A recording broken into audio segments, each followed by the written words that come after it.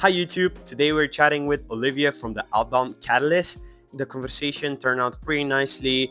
It's a very raw footage, but that's where the true gems are hidden. So I decided to get the recording from his podcast. So shout out again to Olivia from inviting me over and then just uploading it here so you guys can see it too. Let me know what was your main learning. For me personally, I love the main difference between triggers, signals, and how do different go-to-market teams should approach leveraging them in order to get the maximum context out for each one of their unique accounts that they want to go after in Q1. That being said, I'll see you guys in the next one. Peace.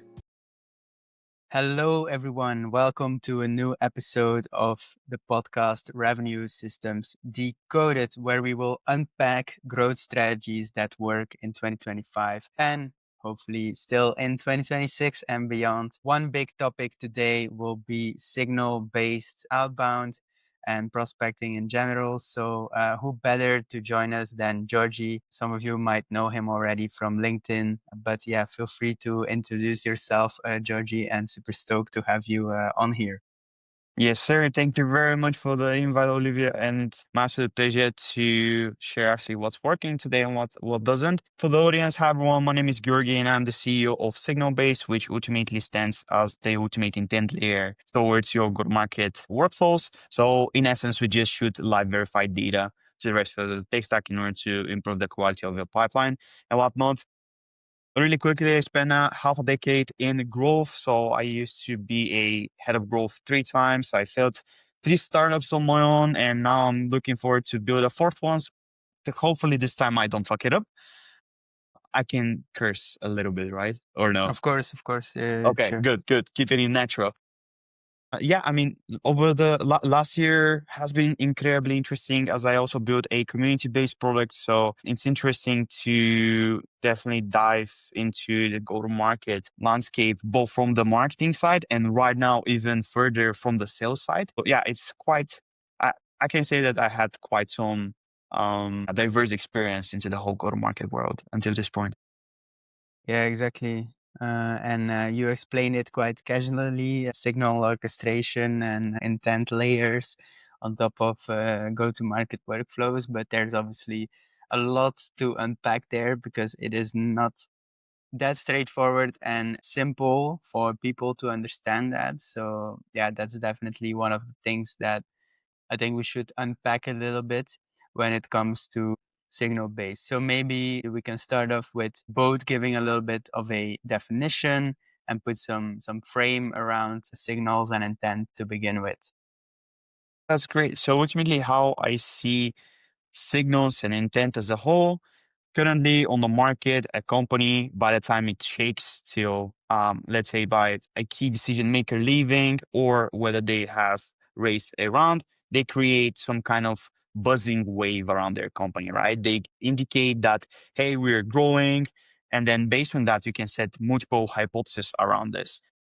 If they want to scale and if they're around Series A, that means that their investors are definitely going to chase them towards IPO, or at least with the hope of exiting. So that means that they're going to become very aggressive with their whole go-to-market motion, with their product development, et cetera, right? And from there, you can tailor your pitch accordingly by also layering a few other custom criteria that matches that exact account. Because let's be real, not every signal is having the same weight.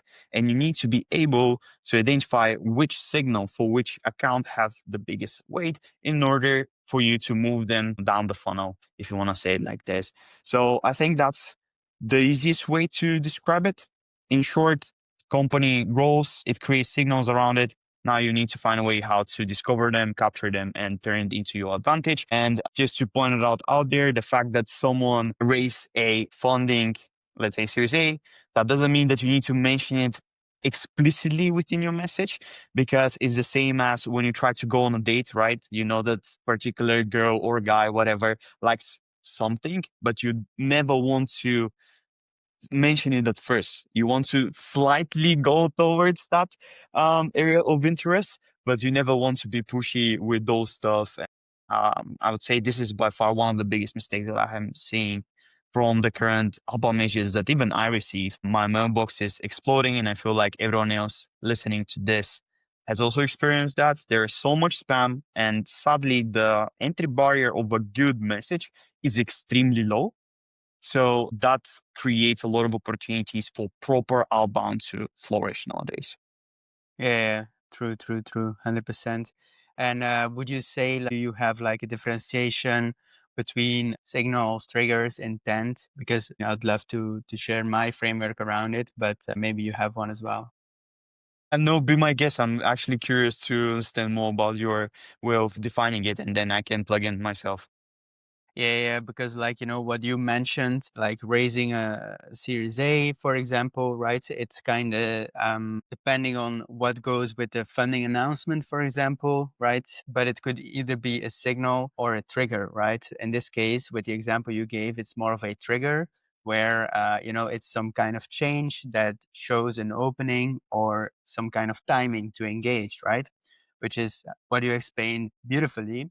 And there it doesn't really make sense indeed to mention that fundraise because there's no value in that particular piece of information itself, right? So you're looking at it as a opening, as a, you know, piece of information that might indicate good timing, aka relevancy, for you to reach out. So it's a trigger, it's inward focused, right? You are triggered to reach out. They are not triggered to receive your message, if you know what I mean, Yeah, yeah, right? yeah, super interesting. So you Yeah. would say then a tech stack also is a trigger. It's not a signal. If someone uses, I don't know, particular tech stack, that's a trigger. That's a custom criteria for you to reach out, not the other way Yeah. around. Yeah, exactly. Perfect. And then a signal would be, there's some kind of data that shows the prospect has the problem you solve, right?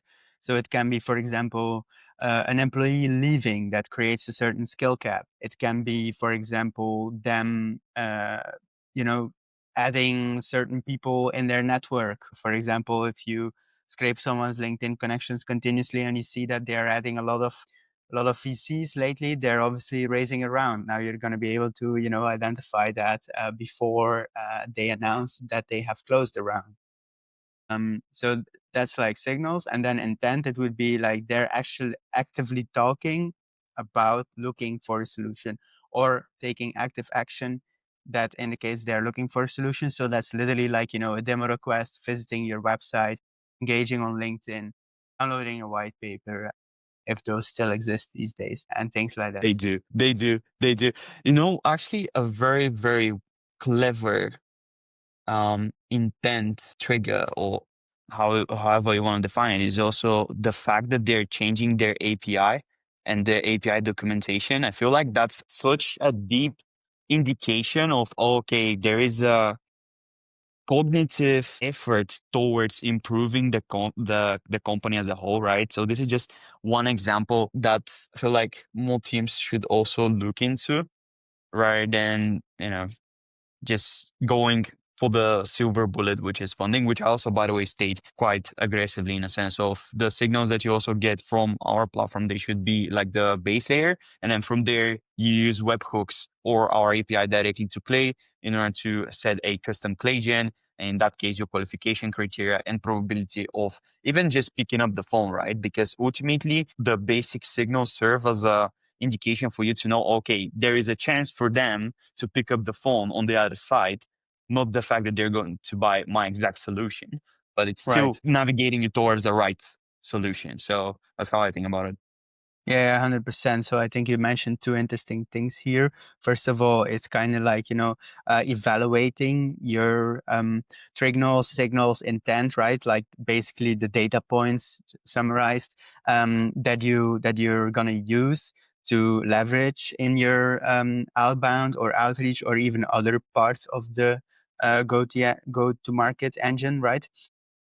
Where it's definitely like, based on relevance and also crowdedness, right? How Mm-hmm. many people are already using similar signal. And then the second interesting thing really is what you've mentioned also already earlier in the beginning, your hypothesis, right? That you build around it and how you use that data to craft a really good message, because you're obviously very knowledgeable where you're able to identify, okay, Series A, they're going to push for IPO, like, they're going to Yeah, have to hire totally. aggressively, go to market, and you can kind of like already predict certain has like, challenges and things that they will experience, which might be the first time for them to experience. And now you can like, that is already valuable in itself. Then I see probably half of the outreach we receive doesn't meet that bar because they just don't know. They don't have that context. They don't have that domain expertise. They're literally just trying to shove something down your throat where it's like, oh, you're raising funds. Let's get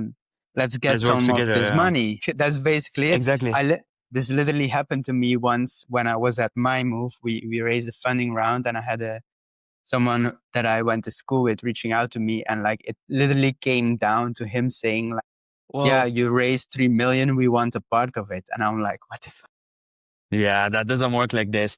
But I think the future actually of signals is going to be predictive signals in a sense of let okay, I'll just disclose like two of my own signals, right? So something that I'm doing on a social listening layer is definitely certifications into stack partnering.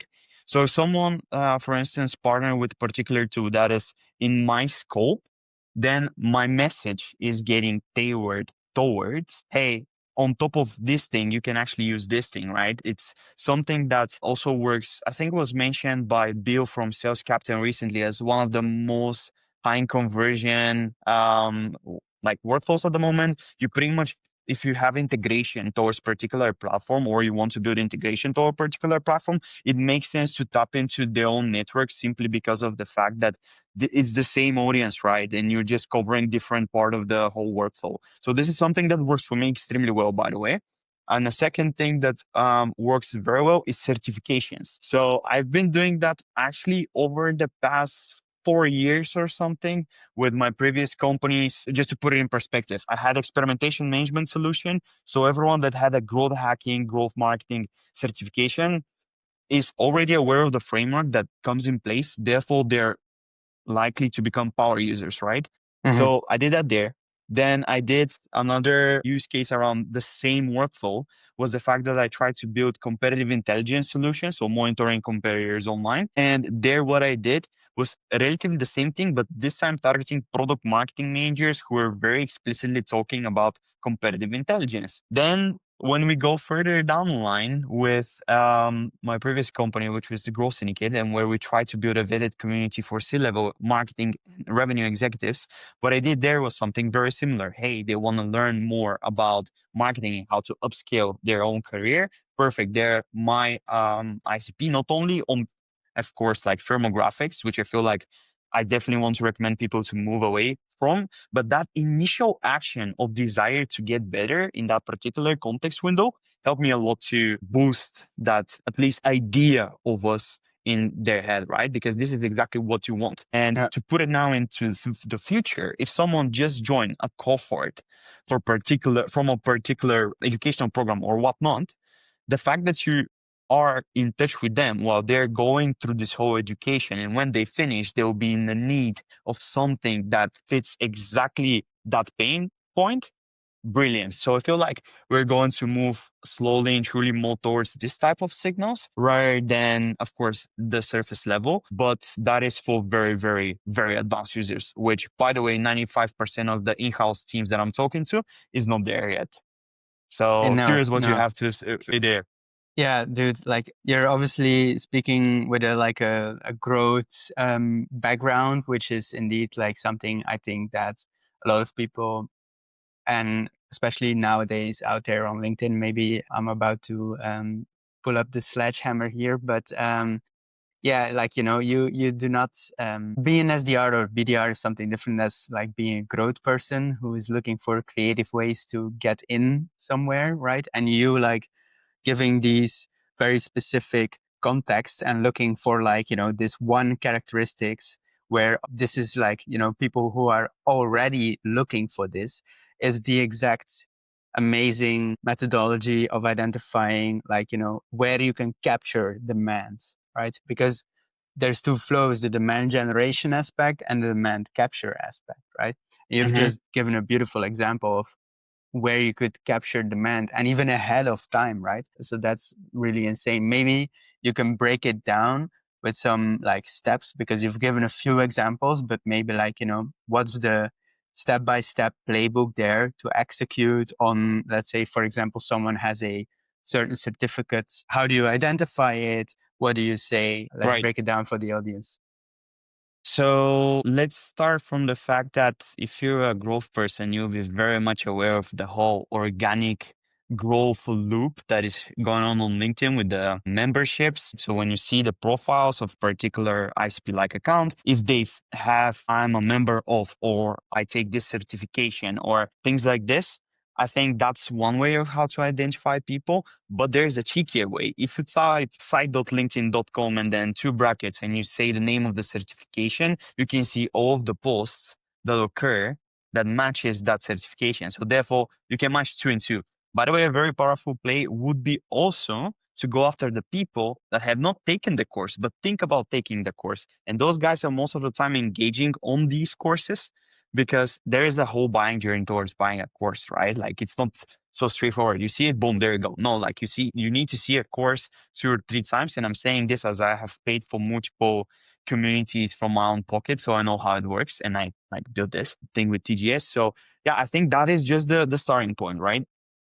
From there, what you need to do is pull that list and start looking into the companies. Previously, that was how I did it, right? Like one by one, reviewing absolutely everything. Nowadays, what you can do is simply set up a agent that goes over the criteria that you really need. Hey, how many marketing people do they have in their team? Did they recently got a promotion? Because let's be real, someone who steps up into the leadership position for the first time has very different needs from someone who is stepping in for the 5th time or 6th time or 7th, whatever. So I think this is a key difference that you need to make within your Claygen prompt and with simple yes/no qualification criteria. Like it's not so hard. Then based on that one, what I simply did was some manual outreach and try to customize the whole message around it.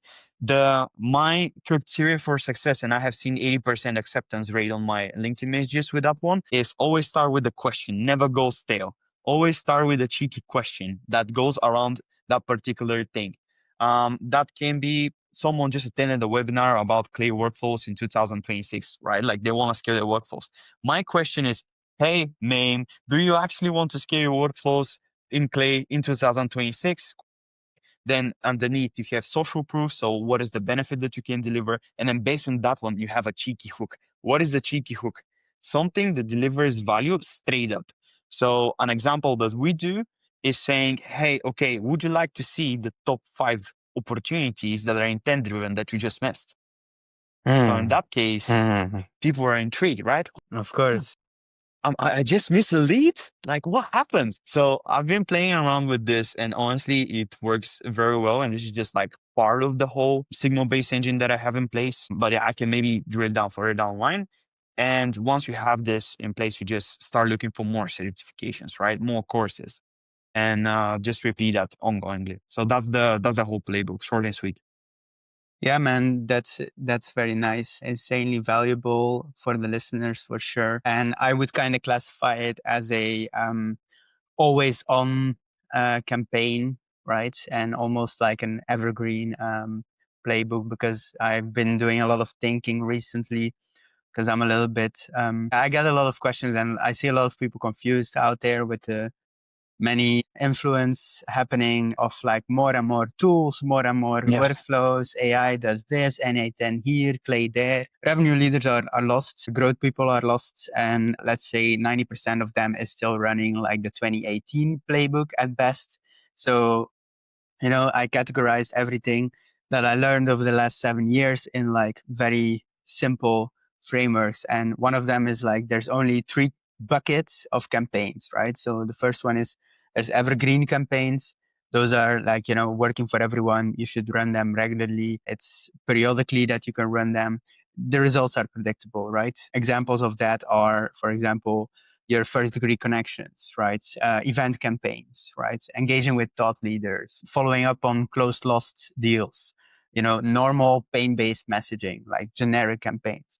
Then always on, right? Those are kind of set up and you forget about it. They monitor automatically, low maintenance. You've tested them manually. And then once, they're working, it kind of works. Amazing example that you just gave. Some others are your profile viewers, post engagers, website visitors, company page followers. things like that. And then you have the third one, which is where LinkedIn is full about, at least for us, because we live in a bubble. I also realize that. Yeah. Is the signal-led ones, right? Topic of today. Those are complex to build, they're time intensive, they're unpredictable, and it's experimental until proven, right? So, you started off with the signal-led one of the certificates, and then it becomes like kind of an always-on campaign once it scales. It's actually interesting because now I will talk a little bit more as a marketing leader rather than a revenue leader. But no matter what I did, no matter what is the campaign that I did in my past, I always did something manual, something small, minimum viable campaign, right? So can be, I don't know, like can be something as a, hey, before having a conference, just do a small event, invite only. Perfect. There we go. That's actually how I validated the whole need for the community. And then from the community, we throw a conference in last September for 200 executives. Like that was brilliant. But the only reason why it worked and why it managed to scale so much is because I tested it myself. So I know the ins and outs of it. And honestly, it's the same with tech stack. And I've been saying it to a lot of people because right now we're talking to a few CROs who are trying to build their SignalBase engine from scratch. Just start with manual. I've been doing manual signal tracking too. You just define a custom criteria for yourself and then try to repeat it. By the time you feel like you cannot do it anymore and you really want to scale it, just buy a tool. But why would you spend time on it to validate the concept rather than the other way around? For which, by the way, I'm really much hating on AI SDRs because recently I saw this post. Hey, we're shooting we were sending 81,000 emails this month. Can you guess the metrics? What's the bottom line? I mean, 0.5% reply rate, probably, I don't know, less than 100 replies. How many book calls? 25. 25 at 81,000 just blows my mind. Why would you waste your time to destroy your time and have a negative connotation towards your brand, towards personalizing it and actually going after the accounts that really make sense right now? Yeah. Like yeah, if 100%. if someone is pre-seed and you're pitching them enterprise solution, obviously it doesn't matter, right? Yeah, So exactly. that's Yeah. And then where it like goes. even had this conversation last year with like a sales development leader of a more than 150 million ARR company, and they were doing a test with an AI SDR, and the results were really bad. And there was no debating that. Literally, was only negative responses, like do not contact responses. And at the end of the day, they said it was an successful experiment because their open rates increased. And I'm like, okay, well, that doesn't matter at all because like, who gives a shit about your open rates because you're getting like no positive replies whatsoever. So like, your whole engine doesn't matter. It is the same with our traffic is up. Cool. How many conversions you have? Yeah, 2. Yeah, exactly. Like, Okay. Why? exactly. And so I feel there's a lot of misinformation in the market out there at the moment. Yeah, I think it's because of 2 reasons, and I've been sharing this quite openly about it. 2 reasons, right? Number 1, LinkedIn engagement baiting. I think everyone knows that. Everyone comments on a few things. I stopped because it's so annoying. I only comment under my friends' post because I really want to support them, but that doesn't mean that I'm interested in it. And here is where the problem with social listening as well. You think they're interested in a playbook that is relevant. No, they might be friends. They might just want to test why. I actually received an answer like this recently. There was a guy that really wanted just to see whether he's going to receive the playbook because most of the time They they don't. don't receive it. It's pure engagement baiting. So I think this is number 1, like a huge problem because LinkedIn thinks they optimize for that one. And then second thing is legacy. So previously, because of the fact that we always accounted for last click attribution, right? It made total sense to say, we sell you ready to buy leads by the time they visit your account and whatnot.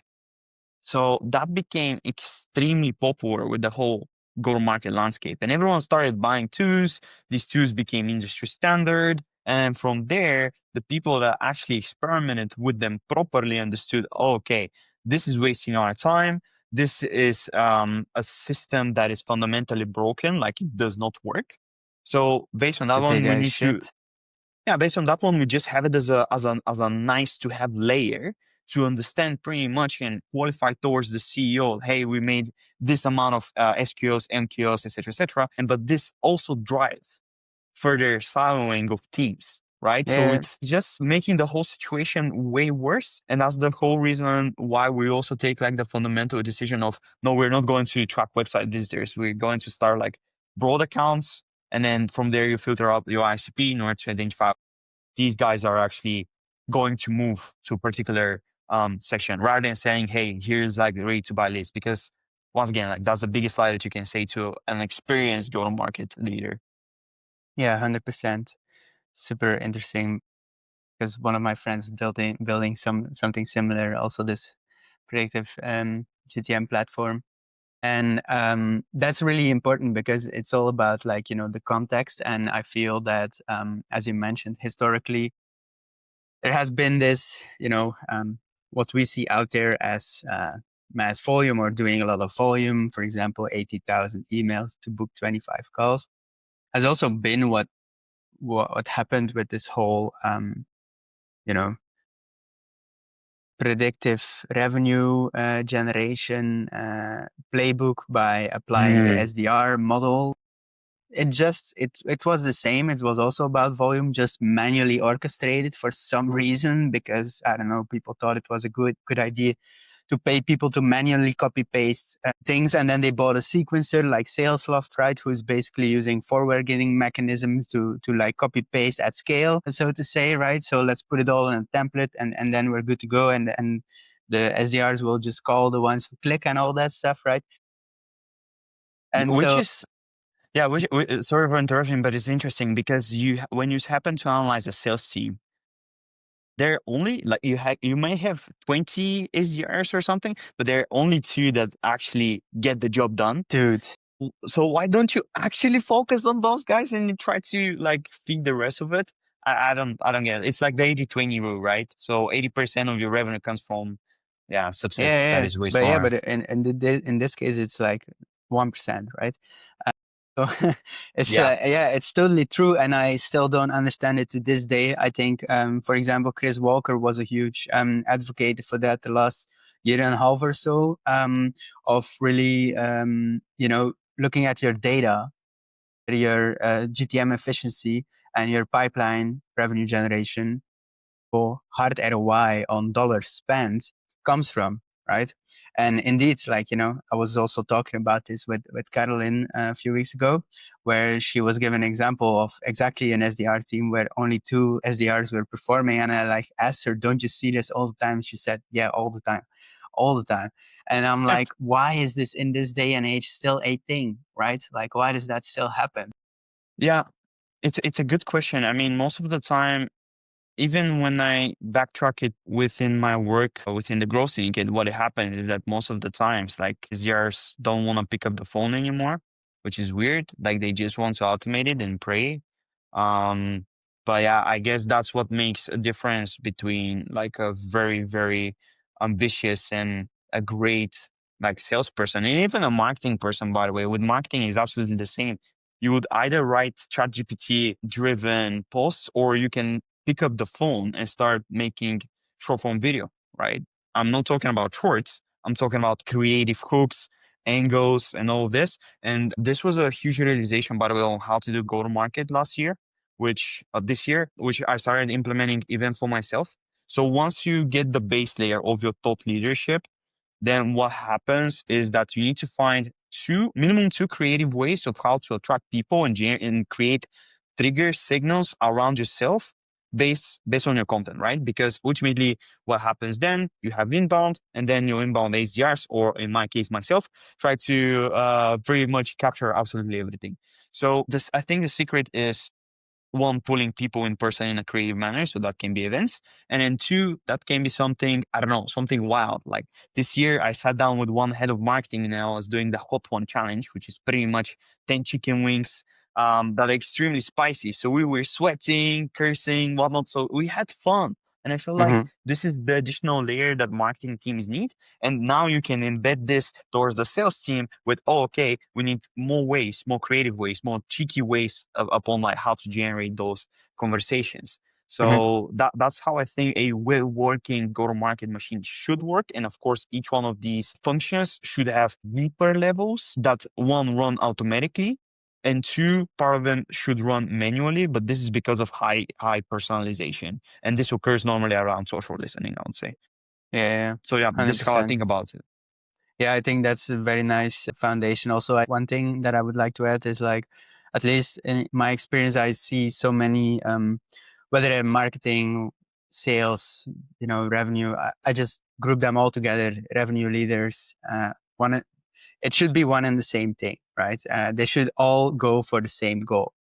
And so what I see them lacking when it really comes to it's a layer of data, it's a layer of activation, but it really comes from a principal perspective where they just don't understand the fundamentals of what it takes, and especially in this day and age, to set up a proper distribution engine, right? Where they were like, let's hire young people who are hungry and want to pick up the phone, hopefully, which then turned out they didn't want to and they're just sending emails, but okay.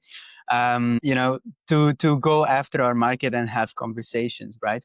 And I think that worked in the growth at all costs, where you're essentially looking for spreadsheet numbers where you can show activities result in downstream numbers, and like your investors buy it long enough for you to keep bridging until you find a buyer with a lot of money, where and so now we're really seeing that shift towards like efficiency, and that is not efficient at all. Obviously, yes, it's a combination of systems and people. I'm not here preaching for AI revolution or AI agent takeover, not at all, but they have to just, as a revenue leader, I feel you should be obliged, and it should be your duty to understand the basic principles of generating demand and capturing it. Yeah, Right? If for you're sure. not understanding that, then what are you even doing? Yeah. I love that. I love that. Can I actually put everything that we both said in an example that I did in the past? Because I feel like that 100%. would be super interesting. Although it's not SaaS, right? I'm going to talk about Doesn't my matter. whole playbook about generating pretty much growing and making the whole TGSCon event, which is very like you need a lot of persuasion towards C-level executives for the first time to join an event that they never heard about. So Yeah. it's first event. Like you need to generate demand from out of the blue, etc., etc. So just to put it in perspective, why I became so big on signals. I think this is the part of the story that might actually resonate a lot. But when we started with pushing the conference, first thing first, it was way too late because we had another person that was project owner leaving, so I needed to get on board, right? And it was July. We already been doing a little bit of sales on the firmographic, base focus. And in July, we sold 30 tickets. Okay, cool. But then you have June, and then, you don't have much time towards September. And it's September 18th. So, mind you need to already build it up, and it's like the swell months. What I came to realize is that I received so many messages that the team, we started running cold outbound towards many heads of marketing in a very cold way. That did not resonate. People were hating, cursing, whatever you want to say. They said like, oh, we don't know you guys. This is the first event that we are even hearing about, etc., etc. Right. And by the way, like these 30 first tickets were the tickets that we worked for the entire year prior, meaning that we already got our bucket, right? We don't have any new leads, any new opportunities, nothing. So I was like, okay, there should be a way. Let's do something. And I started like filming those funny videos. You can see them on my LinkedIn, but I was like trying to make jokes, metaphors, etc., etc. And then this thing started picking up. So I'm like, oh, there's some people in there. Cool, let me send a message. So it's the social listening part. Once we got a few more tickets, but I came to realize that we need others to promote us to others, because that's the best way to show credibility, especially if you are coming for the first time. And this, by the way, can be a fundamental strategy for many go-to-market teams if they're doing a new product launch. You want to make others do the work for you. Critically important lesson if you want to do go-to-market in 2026, by the way. Like skip the AI, like obviously in-person events work crazy good, but even for them to work, you need to have others talking about you. Just make others do the work for you. In that case, what happened? For each one of the tickets, I manually created a Canva frame that is like, hey, I'm joining TGSCon. I'm one of the few selected people to join. So therefore you have the exclusivity and scarcity embedded into that post. Once this thing started posting, other external accounts came in. Cool. Now what we do? First message. Hey, name. I saw like, are you trying to like grow your revenue or something like this? So I can't remember the hook at all, but it was a little bit cheeky with the question again. So that's why I keep on repeating the thing. By the way, this person, this person, this person is coming to our event. Are you coming? And here it's very important for you to play the familiarity trigger. Because if you know that I am going, you're going, and Bill from Sales Captain is going, or someone else that you very much value as a representative on LinkedIn, you are 3 times more likely to come rather than me saying, oh yeah, you're going to learn from Nathan Lapke talking about go-to-market. Like, okay, who cares, right? If I get ignored, then I will wait for another post to go and I'll specifically hunt for the same people. Once I know that they're engaging on another post like this, 3 seconds later, I'm in their DM saying, apparently you know this person. Are you now coming?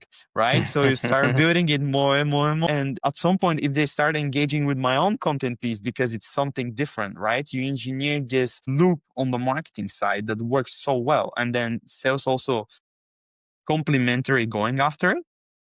I think that's what helped me to scale and ultimately be at the point where we filled up the room in 2 months. Like July was my best month. Actually, I had 70 tickets sold, and the average ACV was quite high for like conference ticket. It was 700 euros or something. I think that's the whole. So let's put the ACV on the side. The fact that you can persuade C-level executives to come to an event for the first time ever, it's the ultimate win, because if you're trying to have additional offer to give during the conference or things like this, great. But the true value of running the event was actually brand force multiplying. So the fact that someone is there, everyone is posting about it, there is hype. So I think that's the whole playbook. Like let others do the work for you, generate hype, pick up the signals as fast as possible. And this opened my eyes towards, okay, there is something about signals that I need to do there. And that's how SignalBase initially got born. Yeah, I think that's an amazing playbook there and real life example of how to generate demand and capture it at scale. And actually, while you were telling the story, Georgie, I was thinking it's like, you can compare it to real life stuff, like, going to SaaS events, meeting the same person over and over again, right? It's like the first time, maybe you'll have more of a surface level conversation. The second time, maybe you'll go a little bit deeper. By the third time, you're friends for life. It's kind of like a little bit the same thing that you displayed here by like, okay, I see the first signal or first digital footprint of them engaging with someone you know. Then another one, they know, oh, you also know this person. Okay, cool. Like, and you're creating this familiarity, as you said, with them, but just digitally instead of in person. And I think it's insanely valuable and powerful to pick up on those things, and people highly underutilize it these days. For sure.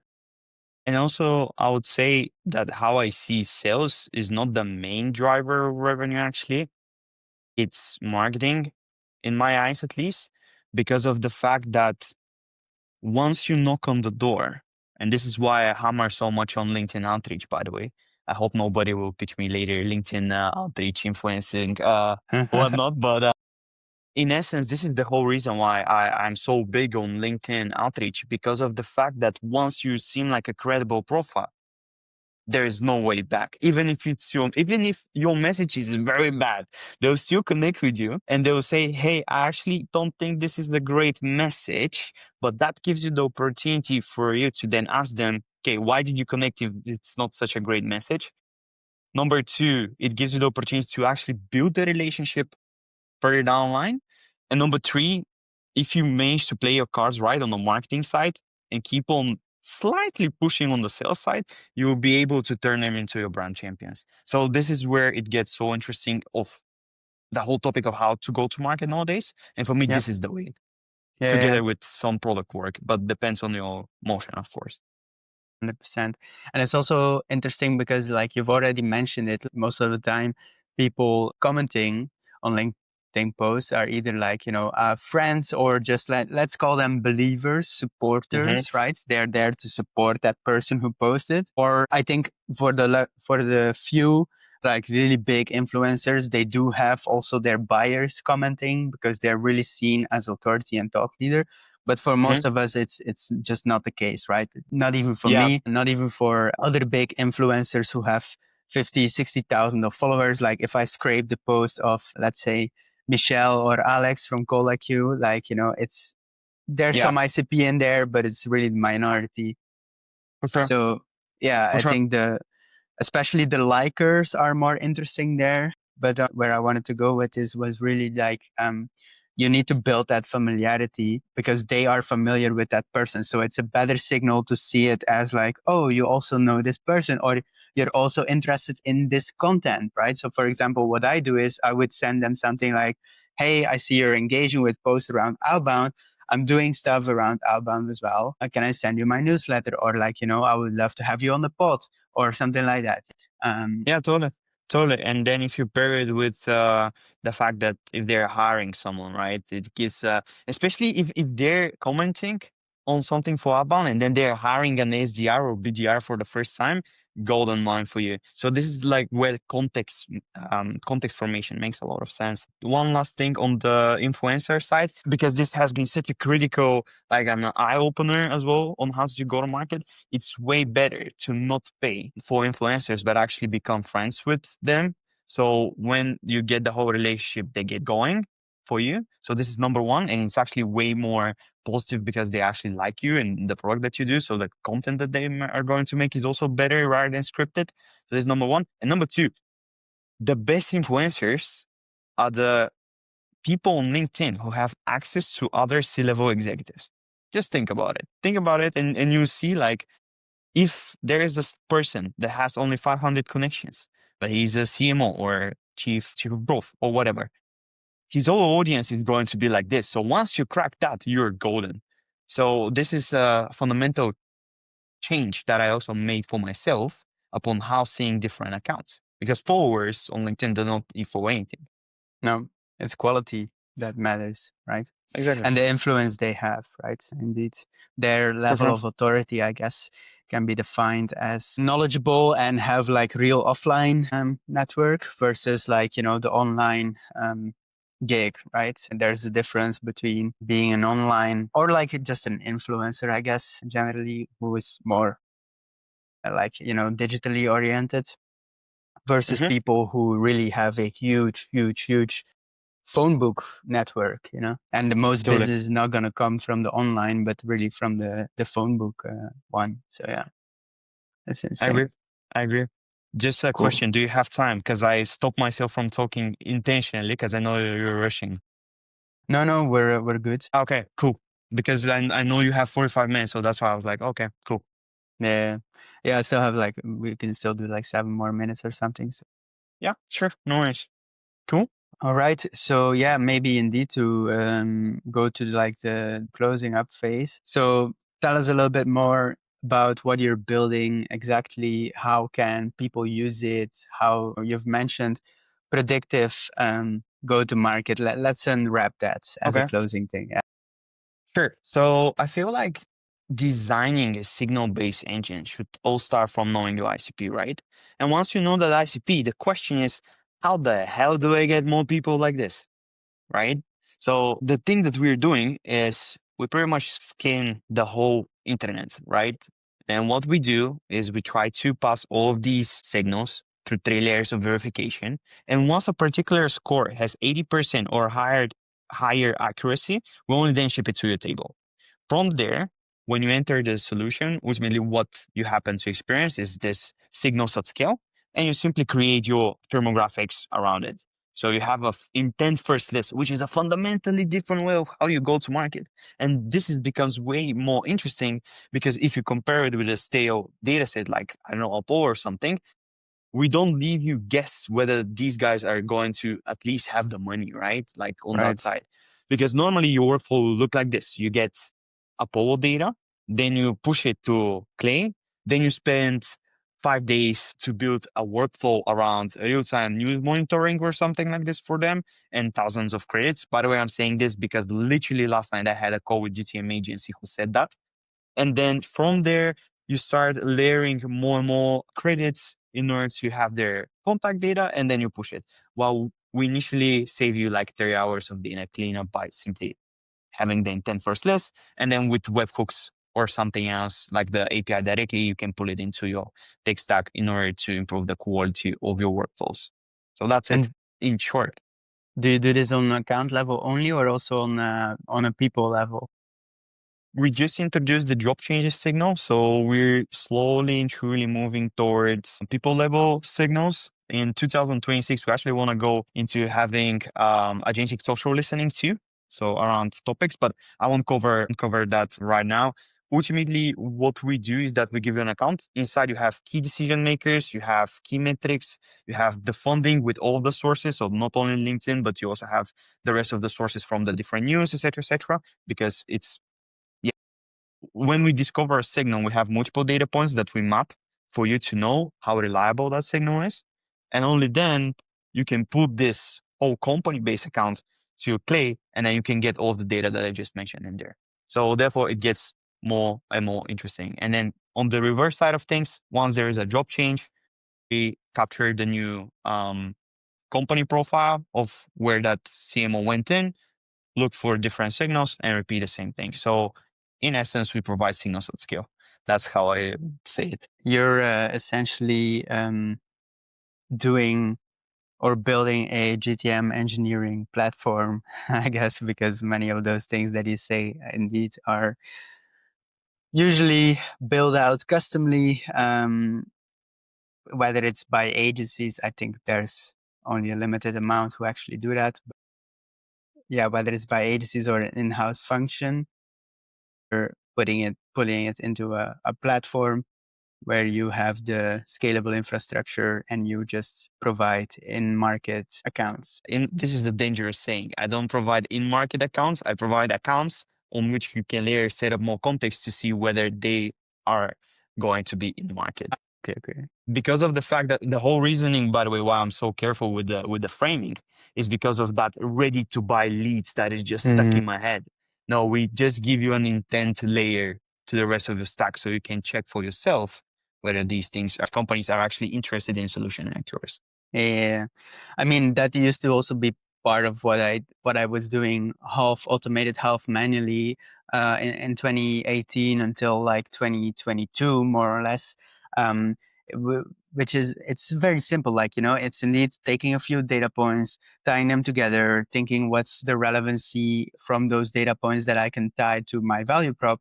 And then from there, you just ask, as you said, a cheeky question, right? Or a light call to action, or a open question, however you want to frame it, call it potato. Yep.